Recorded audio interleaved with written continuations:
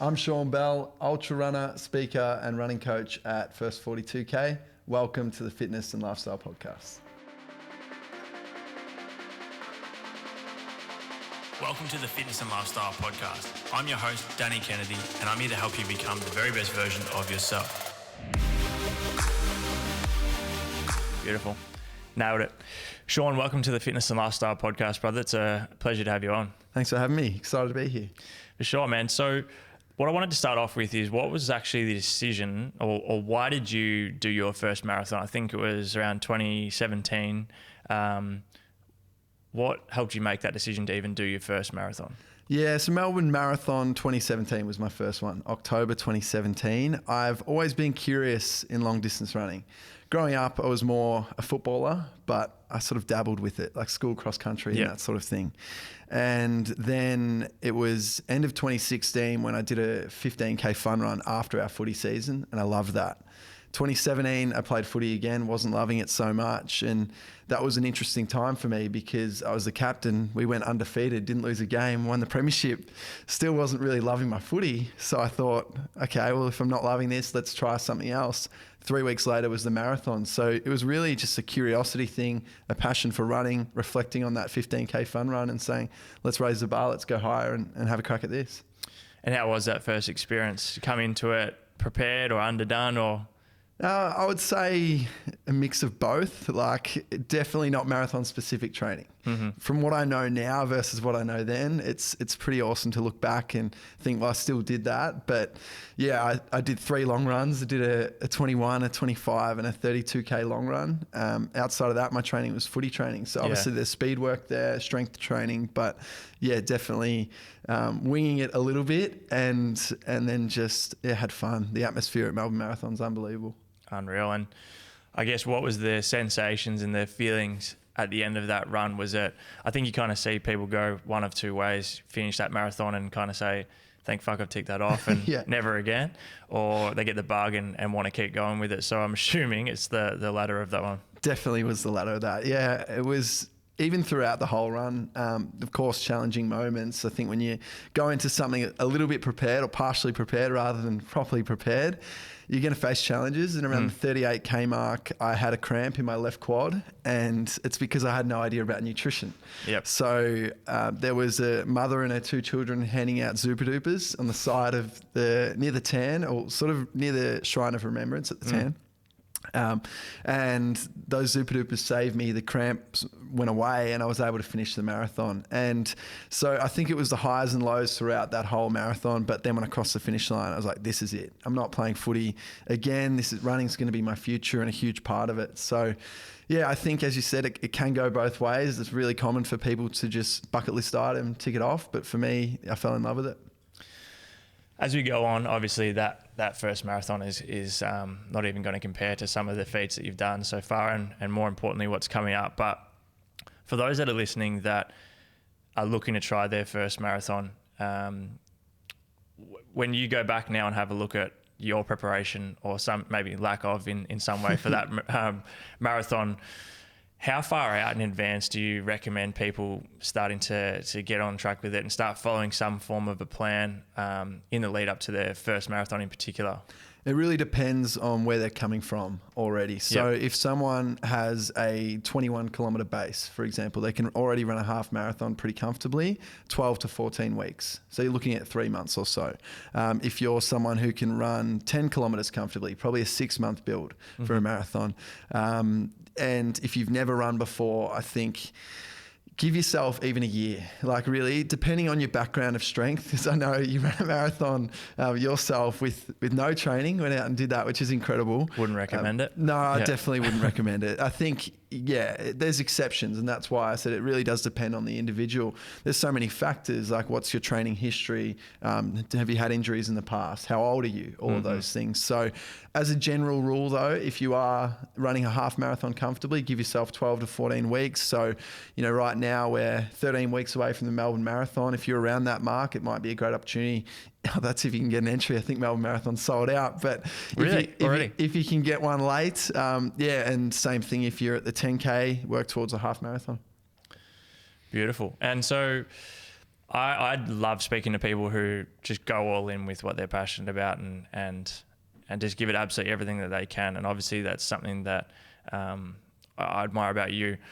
So what led to the decision to, doing your first marathon and then all of a sudden kind of just going all in with running and dropping football and making that your priority? Yeah, so I have to take you back a little bit. So I mentioned then October 2017 was the first marathon, but it was July of 2016. I actually lost a friend and a football teammate.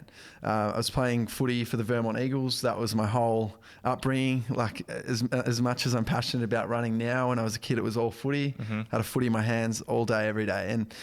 And I think to lose someone who's close to you and a mate, like a teammate, it's tough. And it really did change my life and all of our teammates' lives. And from that moment, I think running then became a bigger part of my life as well, because when I would feel sad, running was instrumental in my grief. I would get out the door and change how I feel. So I'd go and do that. And so that being July of 2016, I mentioned then November 2016 was my first 15K fun run.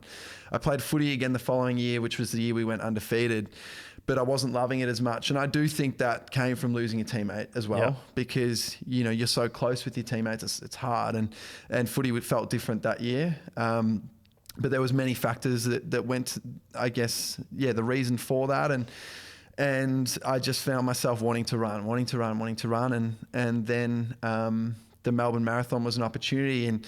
And when the going got tough out there, I reflected on him a lot. And I think we can do incredibly hard things when there's something greater than ourselves. And, for me, in that very first marathon, it was thinking about him. And I guess I've thought about him and and I'm sure we'll get into it, but even last year on my Cairns to Melbourne run, I lost my coach as well. So whilst there's been tragedy in my life, there's hard times in everyone's lives. And I think you can use it in two ways. And, for me, it's well, how can you honor these people and do something great with it? So that's why I've been able to draw a lot of inspiration from others and do some big things with running. When you're out on those big runs, and we'll get into those in a second, are you someone who likes to run with no music? Do you listening to Goggins? Are you kind of just sitting with your own thoughts? Like, what does that look like for you? A mix of all of that. Yeah. I try not to use music too early on, because I think, you want to use that as a bit of a tool if you can later in a race, especially if it's really big. And same with Goggins. I love Goggins, a massive Goggins fan. I've actually got a boat and a log tattooed on the inside of my ankles. That's epic. To carry the boats and logs when I'm out there running. So I'm a big Goggins fan. But I used him recently. I did a 200-mile run about a month ago, and as you do, around 318 Ks. So the last 8K to go, I was just, I would never quit. It didn't even cross my mind, but at the same time, it was so hard. Every part of you's telling you to quit. Yeah, I've been out there for, at that point, 52 hours, and my body's just like, stop, and it's screaming at me, and your mind's saying, nah, why are you even out here, and all those things. So I was never going to quit, but I was definitely, being a bit sooky in that moment, running slow, not loving it, and I just had to go, no, let's put Goggins in the ears and listen to where he talks about the cookie jar, focus on all the things you've already achieved. What have you already overcome, those hard times in your life, and remind yourself who the fuck you are. And that's what it's about. So it's funny, I put Goggins in my ears, and from that moment, was able to pick up the pace and finish strong. So he's definitely an inspiration. And I think, and this is something I talk about to a lot of people, I feel that a lot of my success with running has come through mentors that I've been lucky enough to meet, but also mentors that I haven't met, and Goggins is one of them. So I'm grateful that he's lit the path before me. Incredible. You have kind of just brushed over to ridiculous runs in that last little bit there. 200-mile run, and what was the other one? Cairns and Melbourne, I think you mentioned. That's ridiculous. So let's touch on some of those. So I think, going off what I know of your story so far, you did 50 marathons in 50 days, which is incredible as well. The 200-mile run, Cairns and Melbourne.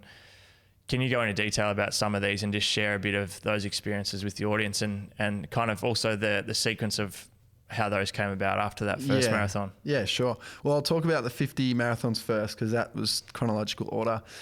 So that first marathon, as I said, the moment I crossed the finish line, it was it. Running, I was all in. And so at that point, though, I was sort of still winging it in terms of loving it, but didn't have a coach, was just going out trying to do my own thing. I was at uni at the time. I was at ACU doing a Bachelor of Physical Activity and Health Science, and I live in Vermont in the eastern suburbs of Melbourne, so I would run 21Ks to uni 3, even 4 days a week sometimes, while my mate would carry my bag and clothes and laptop and food on the train. And I laugh at that now because I've learned that that is just not the right training approach. You know, doing 3 to 4 long runs a week is not it. So I've definitely grown in that space, but I say that because that was me starting out with full of passion, but didn't have the process. Didn't really know how to go about it. I reached out to Samantha Gash, who I know you've had on your podcast as well, and she's a huge inspiration, a good friend of mine. She'd run across India, run across South Africa. Incredible. Done several feats for charity, and I was so inspired. And I thought, I've got nothing to lose. Let's just hit her up on Instagram, and hopefully she replies. Yep. And I remember I asked her just if she could give me some advice. I thought I'd get a voice message back. I said, hey, Sam, I want to run 50 marathons in 50 days in honor of my teammate, and I've got a big goal to run around Australia in the future as well. I would love to, pick your brain, and if you can share anything with me, I'd be grateful. And it turns out that she lived 20 minutes from me. So we ended up having a coffee that was like 2 hours. Within that meeting, she was like, I can see that you're doing it for the right reasons. You've got the right attitude. You can go places here. You just need the right process. Yeah. You just need someone to help you. And she said, I'm a runner and a speaker. I'm not a coach, but I know someone who is. I'll get in touch. 2 days later, I got a phone call from Jason DJ, who are business partners, and they then changed my life. So from that point, that was September 2018, they said, well, what do you want to do first? And I said, I want to train. I want to do 50 marathons in 50 days. When do you think that that's a possibility with how much I'm running right now? They said, I think 16 weeks, give yourself a really good training block over the next 4 months. We could do it. How's it sound to do it at the start of 2019? I was like, perfect. So 2019, started that, and it was Jan 4 till Feb 22. 50 marathons in 50 days, and just the experience was epic. I think I ran all around Victoria, so Geelong, Torquay, Rosebud, around the Tan, and then plenty around the eastern suburbs around home. But it was just the community came out and ran with me every day, and it was special because within that, I'm running a marathon every day, but there's someone who runs their first half marathon and someone who runs their first marathon. And it just showed me that running is so much more than running. It brings people together, yeah? Yeah. That's awesome. And so throughout that 50 and 50 days, was that harder or easier than, if that's even a way to put it, harder or easier than what you expected before going into that? I'd say it was... and it probably sounds, I hope this doesn't come across as arrogant. It felt easier. Yep. But I think that's a testament to my coaches and how they prepared me. Yeah, I was unsure about it. The most I'd ever done leading in was 2 marathons in 2 days. And even with that was, and it's funny because now I'm a coach and my athletes, I've got to be very strict at times when, you write a training program, you exceed that. They run, I might say do a 20K run and someone goes out and does a 35. Well, that's going to change everything. Yeah. So I think back to, when I was starting with Jason, it was meant to be, I think it was a 27K or 30K run back-to-back days. And I just said, it's close enough to a marathon. I'll do 2 marathons in 2 days. The second marathon took me like 5 hours and I hated it. And my body was screaming at me. And he said, what are you doing? You're lucky that you didn't get injured. Yeah. Everything is extremely calculated with your training load, and we don't want to overdo it before we get there. It's about getting to the start line fresh. He said the first week or 2 will be pretty challenging when your body jumps up in the load, but ultimately then you'll start to feel like, okay, this is just, I'm conditioned. I'm going to run another marathon. And he was exactly right. The first week was really tough. My times were a lot slower. My body was sore. But after a while, it was just like, okay, run a marathon, recover, and do it again. That's epic. You mentioned before, I think you said something along the lines of doing 3 to 4 longer runs a week is not ideal in prep for a marathon. I assume it maybe is case by case in terms of what people's lifestyles like, again, what their training background is and how far out they are from the marathon. But what's a typical, I guess, running split look like in the lead up to a marathon in terms of variation with distances and speed work or longer runs and stuff? It's a great question. Yeah, I think with anything, it doesn't matter whether you're training for a 5K PB, a marathon, even an ultra marathon, you need variety. So our body loves different training stimulus. If you just do the same run every single day, you're going to plateau, maybe even go backwards. You're not going to improve. So you need to have variety within your training, and that's strength training, that's running at different intensities. So you want to do one long run per week. Occasionally, depending on how advanced you are with your training, 2 long runs per week, and that's what a lot of the elites and pros do. But even with them, they split it up. So there's a midweek long run on a Wednesday and then a long run again on a Saturday. Okay. So for most people, especially the weekend warrior or the everyday person who wants to run a marathon, 1 long run per week is going to be great. 1 to 2 easy runs in there as well. So getting some recovery. I think ultimately you are following an acronym called EQSA, which is EQSA, Endurance, Quality, Strength, and Absorption. And if you can understand those training principles, then you can pull it all together. And it doesn't matter whether you're going for an ultra or a shorter distance, as I said. So endurance being your long run, quality being 1 speed session. So trying to get maybe a threshold run in, some intervals, fartlek, hill sprints, play around with it, have some fun. There's so much variety in running, which is a great thing. Yeah. Strength, obviously time in the gym, not just strengthening your muscles, but your bones and your tendons. It's really important. And then absorption. So that could be in the form of an active recovery, like a really easy run. And when I say easy run, running at a pace where you could have a conversation the entire time. Super low heart rate, zone 1 or 2. It could be yin yoga. It could be Pilates. It could be, which is obviously also some strength as well.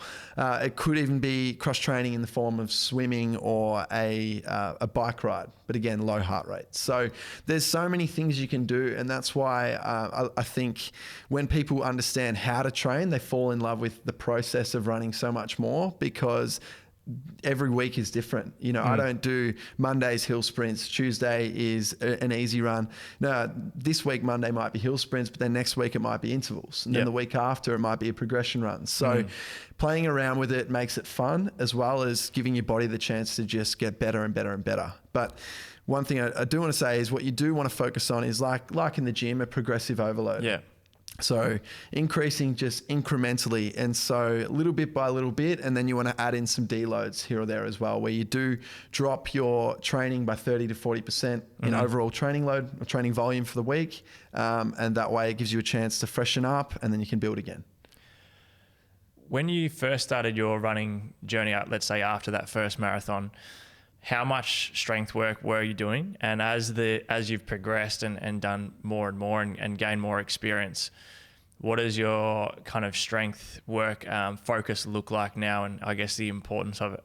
Yeah, another great question. Look, at the start, not a lot. And that's why I think I knew that, yes, I had huge motivation of wanting to run these 50 marathons in 50 days and then eventually around Australia years later. But what I was missing was that process, as I said, and I could tell that because it was reflective of my body and where it was at. I wasn't getting injured, but I was sore.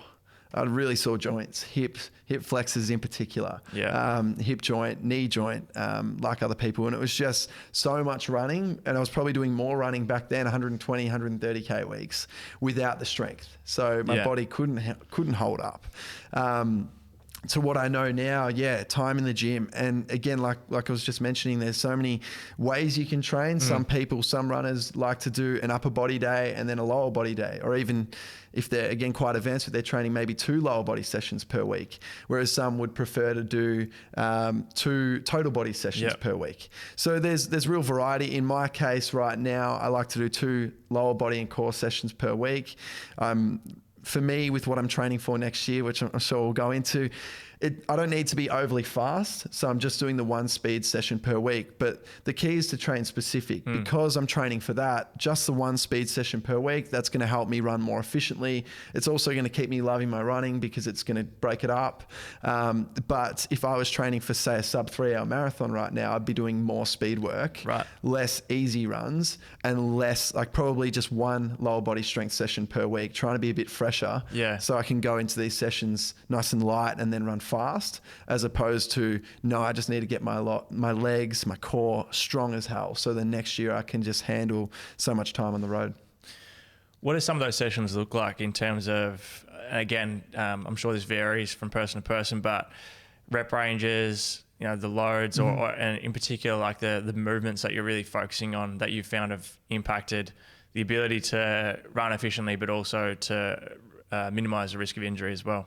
If you are, like, probably one really common mistake that people make when it comes to running and strength training for running is, they think very old school, is I'm an endurance athlete or distance runner. I need to lift light and I need to do shitloads of reps. I'm going to do 20 reps. And that's not the way. When you're doing your long runs or your tempo runs, that's your opportunity for your endurance. Yeah, sure. So then when you're in the gym, you want to lift actually heavier weight at a lower rep range. So usually, myself lifting and also programming our athletes, 6 to 8 reps is plenty. So you want to be lifting, close to 80% of your 1 rep max. Obviously not through the entire session, or you're going to cook your central nervous system, but for some key lifts. So that might be a trap bar deadlift, for example. Might be some RDLs.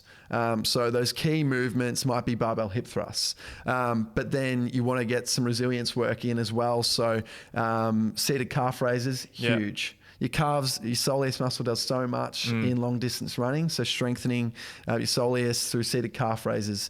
Also doing some tibia work. I think knees over toes guys obviously changed the game with fitness, and I think programming and people are doing more of that now, which is great. So that's something that I've incorporated in the last year. Few backward sled pulls. Yeah, with the amount of running that I'm doing, no shin splints or shin stress whatsoever. So those sorts of exercises. So I spoke about those key movements being your double leg exercises, but then of course single leg work as well. We never have 2 feet on the ground when we're running, so we also want to replicate that in the gym. So Bulgarian split squats, lunges, single leg RDLs. There's so many options, but knowing that the stronger you get, you can always progress a movement as well. So where someone starts out and we might just get them to do static lunges, in time, like with me right now, I might be doing a step back lunge and then coming through with a knee drive. So it's understanding the athlete and where they're at on their journey, and then continuing to make it harder so they can get better and better. Awesome, man. I love that. I think, you mentioned Ben Patrick before. His work's incredible. I've definitely incorporated a lot of his stuff in lately, which has been super effective. And I think, just as you said, like the actual running itself, variation is key, but also just focusing on specific movements, not so much the exercise, but the actual movement you're trying to achieve.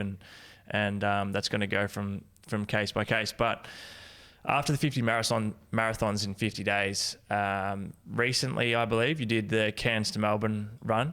Run us through that. And then I'd also obviously love to touch on how the idea of running around Australia came about, and get some details on how that's going to play out. Yeah, for sure. So Cairns to Melbourne, well, to talk about Cairns to Melbourne, I actually have to talk about the run around Australia first, because I set that goal to run around Australia in 2018. So when I when I reached out to Sam Gash on Instagram, that was part of my message. I said, I want to run 50 and 50 and I would love to run around Australia in 2021. At the time, it was going to be for the Compassionate Friends charity. So that's what I said. I said, look, I've got this big reason why I want to honour my teammate, but this is what I want to do. I understand it's going to take years to build up.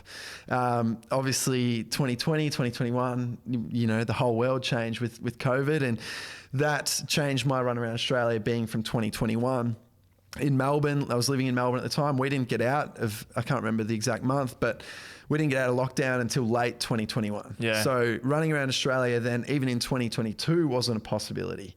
Hard enough to run around the block at that point. Exactly. So I was trying to think, well, what can I do? What would still be awesome training for the run around Australia? That's still my goal. But could we do something else that's still going to be, big? We're still going to make a difference, but it's going to be ultimately a rehearsal. And so it sounds stupid to say that, but the Cairns to Melbourne run 2022 was a rehearsal for running around Australia, which we then pushed back for 2024. So that kicks off in March next year, and I can't wait for that. I'll chat more about that soon. But with the Cairns to Melbourne run, it was originally a backstop. We decided we're going to do it in 2022. Unbelievable experience, like the opportunity to do that for 60 days. And the reason we chose Cairns to Melbourne was we realized it was 3,600 Ks from Cairns to Melbourne. And so I thought, cool, I could run 60 Ks a day, to 60 Ks a day for 60 days to raise 60 Ks. So the campaign, we called it 60 for 60 for 60. And that's sort of how it started out. But me being wired differently and probably a high achiever, during the run, I faced, again, some really tough times, some great times out there, of course. But yeah, day 7 of the run, my coach passed away, who is my business partner as well. And that was heartbreaking. It changed everything. And I think one thing that he instilled in me is, if you believe you can do more, do it. Yes, we set this 60 Ks a day goal, but there were days where I'm like, it's 60K. I'm like, nah, I feel strong. We're doing this for coach. So then we pushed into 70 Ks, 80 Ks, 85K days, and ultimately got back to just outside of Melbourne with about a week to go. And then I was like, now let's raise the bar and run 4,000 Ks. Run what? 4,000 Ks instead of the 3,600. Oh, shit. We added another 400 Ks. Oh, fuck. Insane. That's ridiculous. So obviously, not only physically, but mentally, there's a lot of tough times there as well. And you mentioned even right from the start, having, your teammate pass away in 2016, how much of a driving factor that can be when those times get difficult. At a time like that, I think you said it was day 7, obviously, it's an incredible driving factor, but at the same time, it's something that is also incredibly hard to deal with as well. How did you process that? Was the running helping it? Was those days where you kind of thinking to yourself, I actually fucking don't even want to go out and do this? I mean, everyone kind of processes things differently, but how did you get through that? The first few days I didn't want to run. So that was really hard. I had at the time 2 mates with me, so Max and Zach, and they were my whole crew. So that was really hard because I think as well, like their number one priority was my well-being, making sure that I'm okay. Mentally, physically. I said when it happened, I'm not having any days off. I know that, as hard as this is going to be, and it's going to be tough, and I'm going to need you guys to help me out a lot more, and I'm probably going to be calling family and checking in a lot more out in the road, but I will continue this because I know that he would have wanted me to. So that was a huge drive. We're going to do this. It's just, we're going to have to navigate how we do this. Yeah. And so the boys were incredible in their support. And that's something that, I look back now and obviously if we had more people, we had more resources, that's the perfect time to put a camera in my face to show me just grieving and struggling out there, because unfortunately I got to the end of the run and caught up with friends and family a week later. They're like, you did that so easy. That run must have been so easy for you. Like everything we saw on social media, I'm like, oh shit, like we just didn't show enough of that. And the reality was it wasn't easy. It was incredibly hard. But yeah, Max and Zach were huge. The run wouldn't have happened without them. And Maxie was there for the whole 60 days. So just instrumental in the support. But the first week or so was so hard. I think I could barely eat as well. Yeah. Just a normal reaction. Your body's under stress. You're grieving. I could barely eat, and I'm trying to run 60 Ks a day. So I was losing weight at a rapid rate. And then eventually, started to feel better. We had another friend who was also coached by Jace come up, and I think he was grieving as well. So just us being together and him all of a sudden being in the support crew really helped me. And I think day by day, I started to feel better. So yeah, towards the end of the run, as I said, that's when those big Ks started to happen as well, which is also because, as I sort of mentioned earlier, your body gets more conditioned. Yeah. So early on, it was day 7, my body was hurting, and then mentally, emotionally, I was hurting as well. So it all sort of happened at once at a really hard time. But yeah, I think the support that people threw around me at that time, I was never going to quit. That's awesome, man. Congratulations. That's huge, but not as big as what's coming up. So March next year, so 2024, you're looking to run around Australia. So how many Ks is that around Australia? Where it'll be about 14,000 Ks, maybe even a touch over. I know that because there's a current record holder. His name's Dave Alley, and he's actually a friend and mentor of mine. He's been unbelievable. So as I mentioned, in 2018, I set the goal to run around Australia. So I called him, just like I called Sam Gash or found out about her. I reached out to Dave, and he's been huge in supporting me. But his run, he did 13,791 Ks in 175 days, 4 hours and 49 minutes. You can tell I've done my research.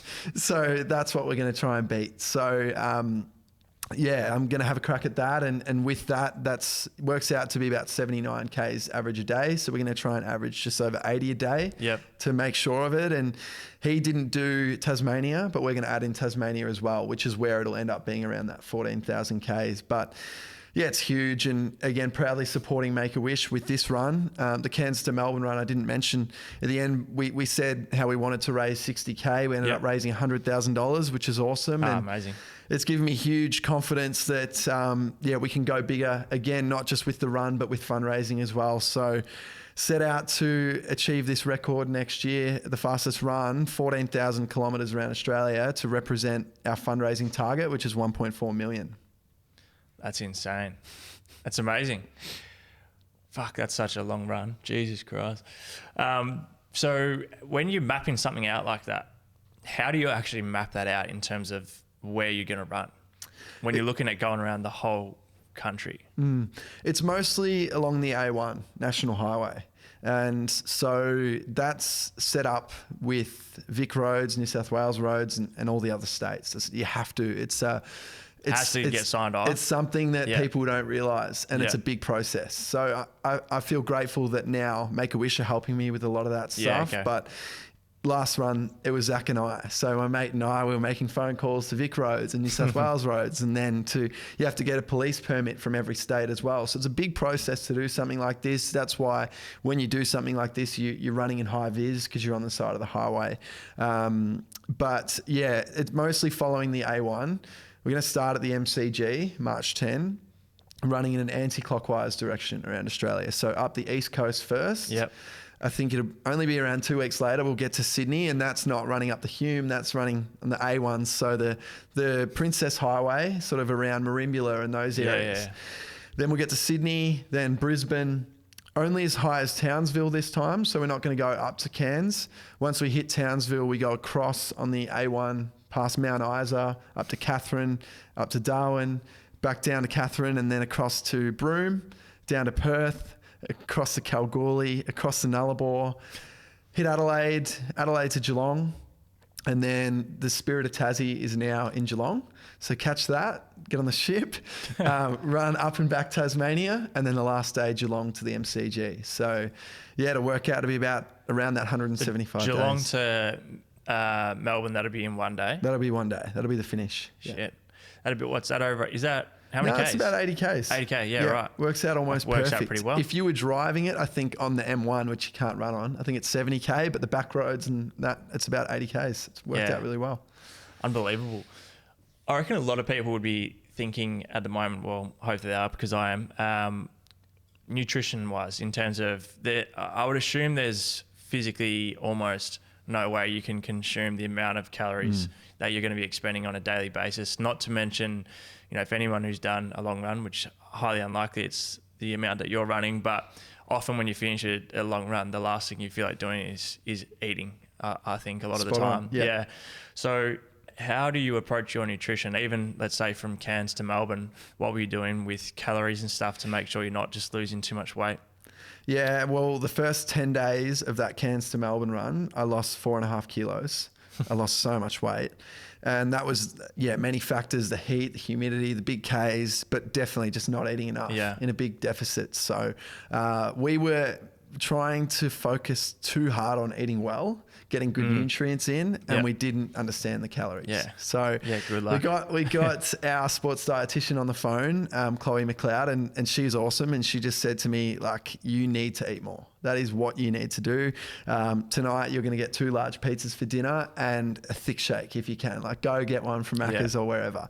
And then I started to maintain, and I actually, from day 10 to 14, put on a kilo. So I was like, well, this is working. This is good. Yeah. So it was hard to eat all of that, a lot of junk food, but it was working, and it was obviously what my body needed.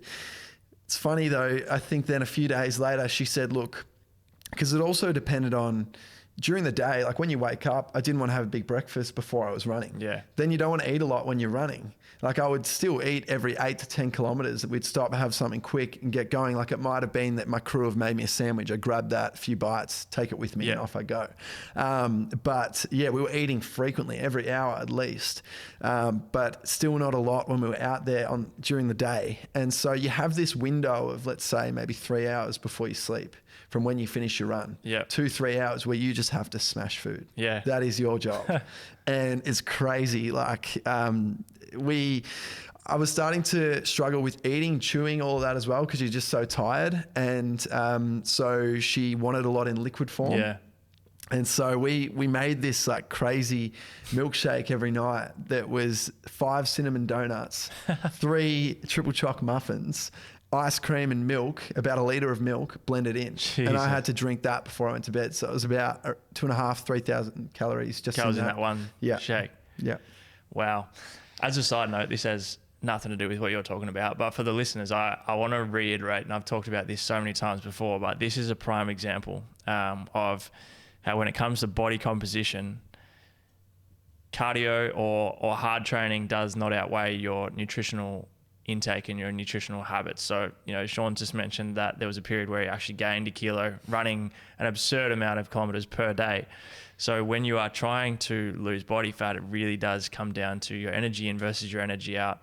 Obviously, for someone that's not running 80K a day or whatever, then you ideally want to go for more nutrient dense whole foods and whatever. But I always love that example. Years ago, I did this little case study where I think I was training for like a half marathon. And when I say training, it was nowhere near enough training. But in that period, I purposely ate in a surplus just to show people that, cardio doesn't necessarily equal fat loss or just training hard doesn't mean you're gonna lose body fat. But that's crazy. The fact you're able to put on a kilo is impressive running that much. Yeah, it's true. I think I'm going to have a similar approach next time with the run around Australia, and even later this year. I actually want to put on a bit of weight before I start. Before you start. So I'm sitting at around 76 kilos now. I want to get back to, I started the Cairns to Melbourne run at 80. So I want to get back to around that. I think that is strong, but you're not, you're still comfortable around that weight. You're feeling strong.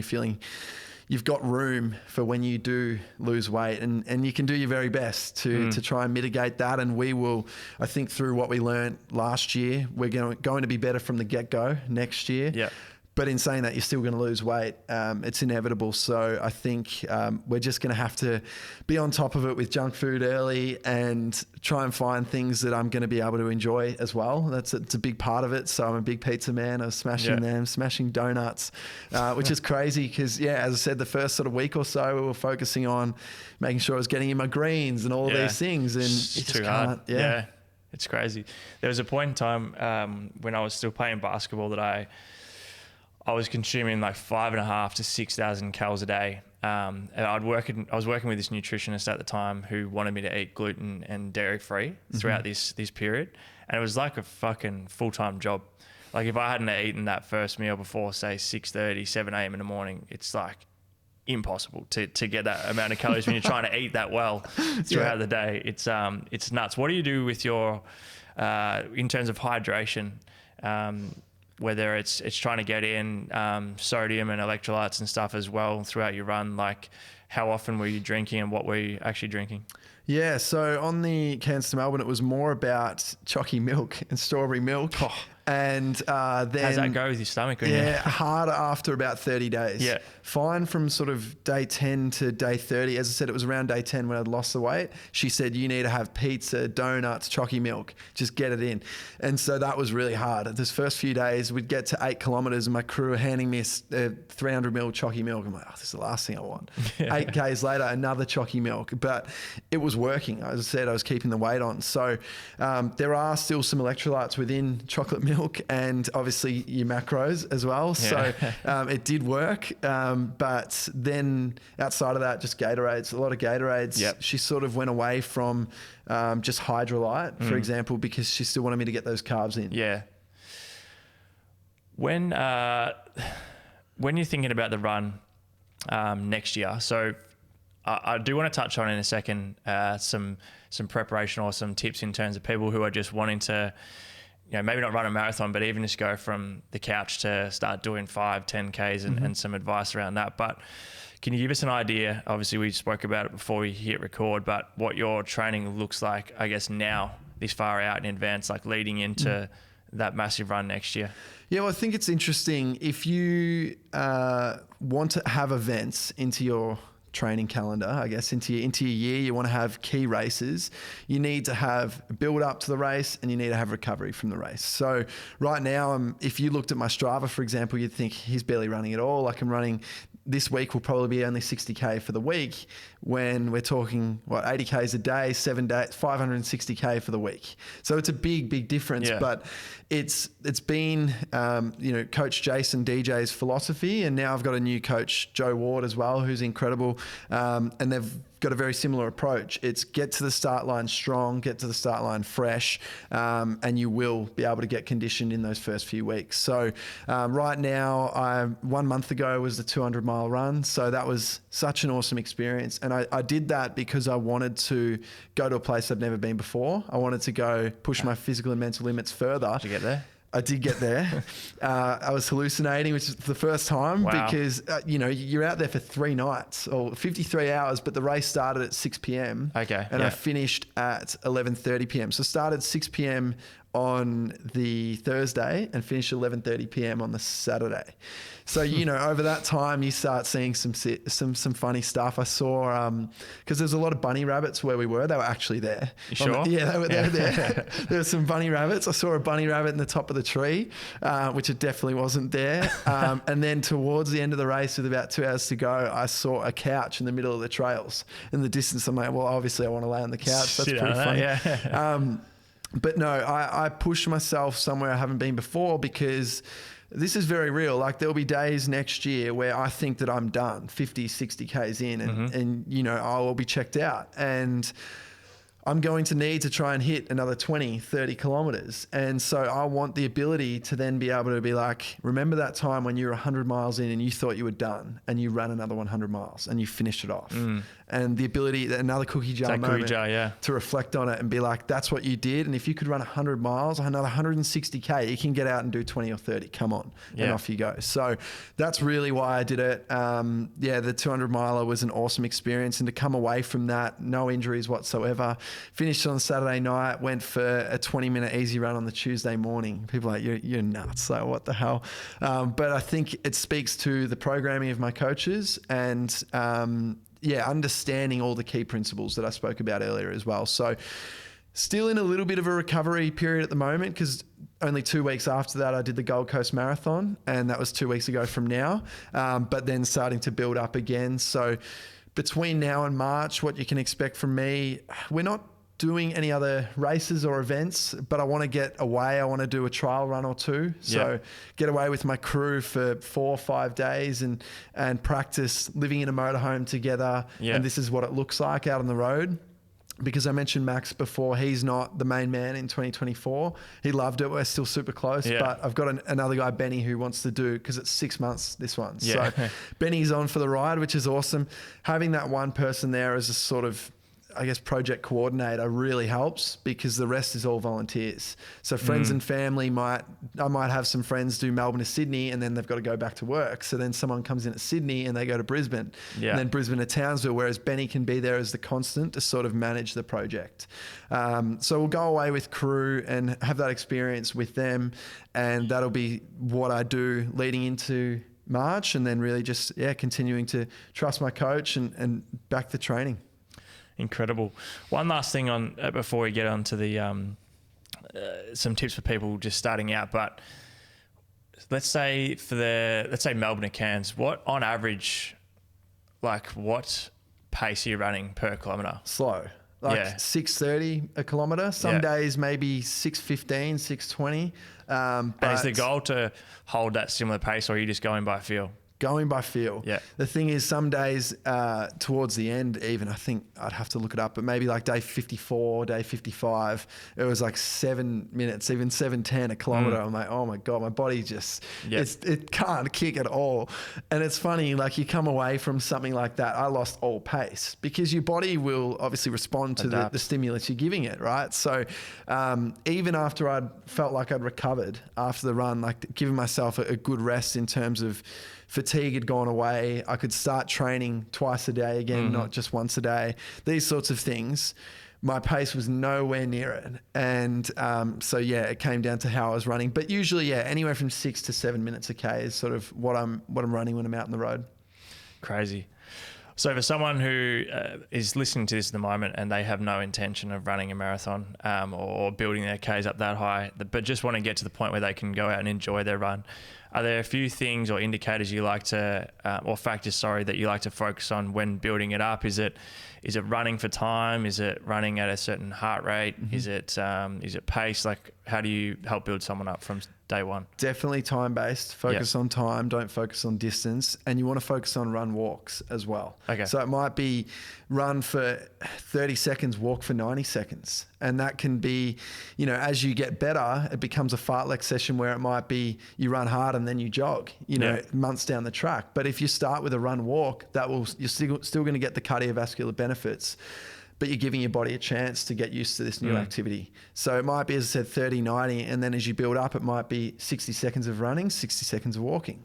And then it might be 90 seconds of running, 30 seconds of walking. Yeah. And you continue like that until you can run comfortably and you can run continuous for 5 kilometers, that sort of thing. So run walking plays a key role early. I still think strength training from the start. I'm a massive fan of strength, and everyone lives in different locations. Some people, they may not have access to a gym, or they may not be able to afford a gym and a running program, or whatever it may be. I think that's another reason that running's great, right? It doesn't cost a lot. You can do it with just your pair of shoes and off you go. But even if you can't get to a gym, just some body weight strength training as well. Like, make that a priority. And then your body, as I said earlier, you're training your body in different ways. It's going to respond positively to that. So they're the main things to focus on if you're starting out. Like, you're off the couch, just run walking, a bit of strength work, and definitely get people around you. So we all know that accountability is key. Yeah. When you write a goal down, or you write something down, you say, I'm going to do this, you schedule it in, you're 42% more likely to achieve it. When you tell just one other person, that goes up to 78%. So that's something I share when I talk in schools, and kids are like, whoa, I didn't know that. And there's a lot of power in that, because I think, that accountability is huge. And on the day that, you and I are going for a run, I might wake up off very little sleep and not want to go, but you get me out the door, and then vice versa. So that's the biggest piece of advice to someone just starting out. And if someone is looking for more of a program, a little bit more support through our business, First 42K, we've got a 0 to 5K program for free as well. Epic. First 42K, the free program that's epic. I'll have a link to that in the show notes below for anyone who's interested. But for those that potentially want to take it a little more seriously, or build it up and get some advice from yourself and your business partners, where can they find your coaching, and I guess what are some of the services you offer with that? Yeah, so we have a 0 to 5K program, 5 to 10, 10 to 21, 21 to 42. So obviously the name First 42K is really around helping people run their first marathon. But then it's evolved like anything. I think people have seen me doing my ultra running stuff and they want me to coach them with ultra running as well. So we do have an ultra running arm or ultra coaching arm to our business as well. So tailored coaching. I think we have generic programs at a much more affordable price point for everyone, so that it's accessible to everyone and generic in nature, but it doesn't feel like you're just reading a PDF. You know, you sign up to the Melbourne Marathon or some of these things, you get a PDF. And it's hard to understand sometimes, especially if you're not a runner. But we've got a web app so that it's, even though it's generic in nature, the 0 to 42, ultimately it feels like it's not generic because there's videos of me taking you through strength training, and then you've got all different running sessions, your warm ups, your stretching, your yoga.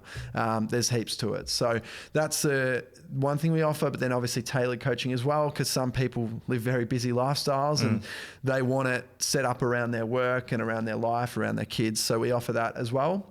There's a few different options, and you can go to first42k.com.au. Brilliant. We'll have the link to that and all your socials and everything in the show notes below, so everyone can keep up with your journey and come along for the ride next year in March when you take off around Australia. Mate. But mate, appreciate you coming on today. Really enjoyed the chat, and congrats on everything so far, and all the best with all the future endeavours, and in particular the run around Australia. I'm looking forward to following along with the journey, mate, and hoping that you hit all those milestones and I guess most importantly, raise that money for those who need it most. Thank you so much. And yeah, it'll be good to get you running with me.